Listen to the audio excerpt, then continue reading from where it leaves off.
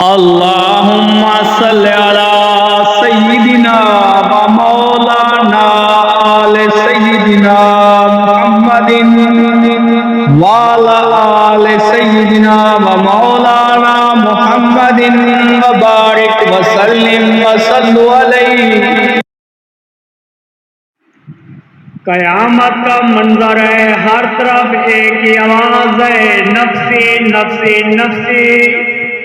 کوئی نبی ہے تو نفسی نفسی، پیغمبر ہے، رسول ہے، اللہ کا ولی ہے، سب کی ایک ہی آواز ہے، نفسی نفسی نفسی۔ اور ایک آواز آ رہی ہے، وہ آواز کس کی اور آواز کیا ہے؟ وہ آواز سید الانبیاء احمد مجتبیٰ ساقی کوثر شافی محشر نبی آخر الزمان، جن کو بھیج کر نبوت کا دروازہ بند کر دیا گیا ہمیشہ کے لیے، خاتم النبیین حضرت سیدنا محمد رسول اللہ، آپ کی آواز ہے امتی امتی امتی۔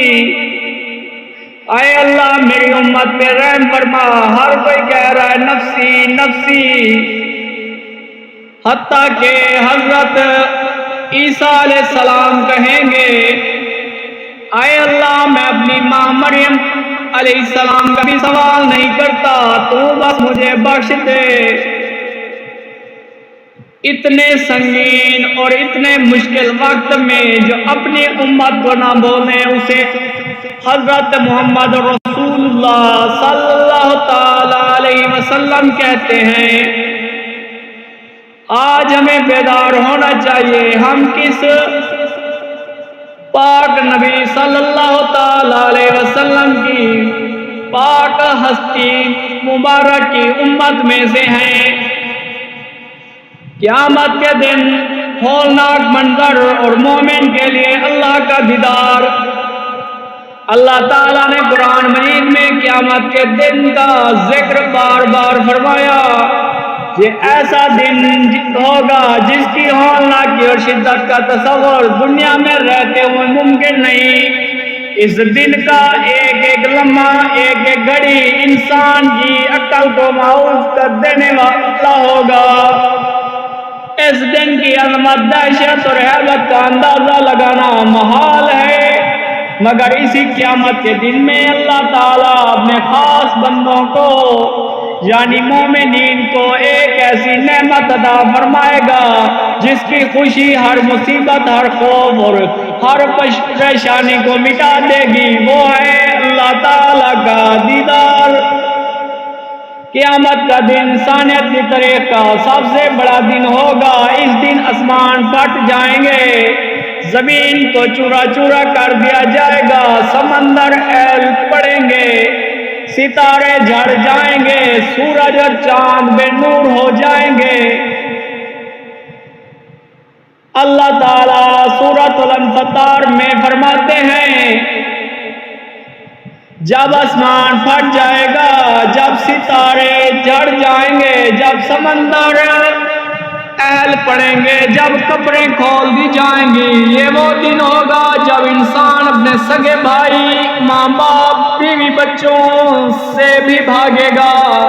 ہر شخص کو اپنی فکر لاحق ہوگی۔ قرآن میں آتا ہے اس دن انسان اپنے بھائی، اپنی ماں، اپنے باپ، اپنی بیوی اور اپنے بیٹوں سے بھاگے گا۔ ہر شخص کو اس دن ایسی فکر ہوگی جو اسے دوسروں سے غافل کر دے گی۔ اللہ تعالیٰ کی عدالت، اس دن ہر شخص اپنے اعمال کے ساتھ اللہ تعالیٰ کی عدالت میں کھڑا ہوگا۔ کوئی چھوٹی بات، چھوٹا گناہ اور معمولی حرکت بھی چھپی نہیں رہے گی۔ نامہ اعمال کھول کر سامنے رکھا جائے گا اور ہر انسان سے کہا جائے گا اپنی کتاب پڑھ لے، آج تو خود ہی اپنے لیے حساب لینے کو کافی ہے۔ یہ وہ دن ہوگا جب انسان کے ہاتھ، پاؤں، زبان، حتیٰ کہ جسم کے اعضاء بھی گواہی دیں گے۔ قرآن مجید کی سورۃ یاسین میں آتا ہے آج ہم ان کے منہ پر مہر لگا دیں گے، ان کے ہاتھ ہم سے بات کریں گے اور ان کی پاؤں گواہی دیں گے کہ وہ کیا کرتے رہے۔ ان ہولناک مناظر کے درمیان اللہ کے نیک بندے، وہ جو دنیا میں ایمان و تقوی، خشیت، صدق، صبر اور عمل صالح کے ساتھ زندگی گزارتے رہے، ان کے لیے رحمت کے دروازے کھول دیے جائیں گے، ان کے چہرے روشن ہوں گے، ان کی آنکھیں ٹھنڈی ہوں گی، ان کو عرش کے سائے میں جگہ ملے گی۔ حضرت ابو ہریرہ رضی اللہ تعالی عنہ سے روایت ہے کہ رسول اللہ صلی اللہ تعالی علیہ وسلم نے فرمایا،